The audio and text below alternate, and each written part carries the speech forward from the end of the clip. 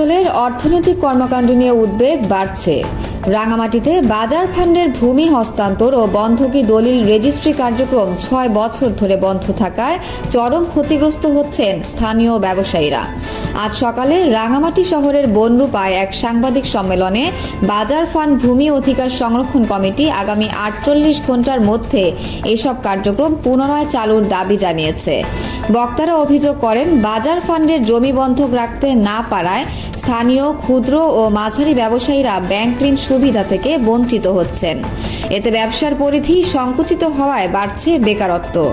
লিখিত বক্তব্যে কমিটির আহ্বায়ক অ্যাডভোকেট সাইফুল ইসলাম পনির বলেন, প্রশাসনিক জটিলতার কারণে পার্বত্য চট্টগ্রামের রাঙামাটি, খাগড়াছড়ি ও বান্দরবানে বাজার ফান্ডের জমি ঋণের জন্য মর্টগেজ করা যাচ্ছে না।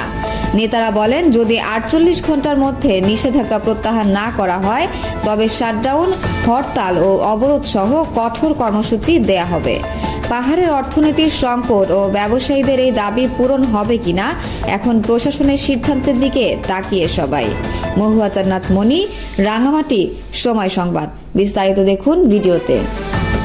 পুনরায় চালু করার জন্য কিন্তু যদি আমরা এক পর্যায়ে এসে বাধ্য হচ্ছি প্রশাসনকে আজকে সাংবাদিক সম্মেলনের মাধ্যমে যদি আগামী ৪৮ ঘণ্টার মধ্যে এই বাজার ফান্ডের ভূমি হস্তান্তর ও বন্ধকি দলিল রেজিস্ট্রি সম্পাদন এই বিষয়টি পুনরায় পূর্বের মতো চালু করা না হয় তাহলে আমরা একের পর এক মানববন্ধন, শাটডাউন, হরতাল সহ কঠোর থেকে কঠোরতম কর্মসূচি গ্রহণ করব এবং সেই মোতাবেক আগামী ৪৮ ঘণ্টার মধ্যে যদি আমাদের এই ভূমি রেজিস্ট্রিটা যদি পূর্বের ন্যায় চালু না হয় তবে আগামী মঙ্গলবার সকাল ১০টায় জেলা প্রশাসক কার্যালয়ের সম্মুখে আমাদের বাজার ফান্ড ভূমি অধিকার সংরক্ষণ কমিটির উদ্যোগে সকলের সহযোগিতায় আমরা মানববন্ধন কর্মসূচি পালন করব।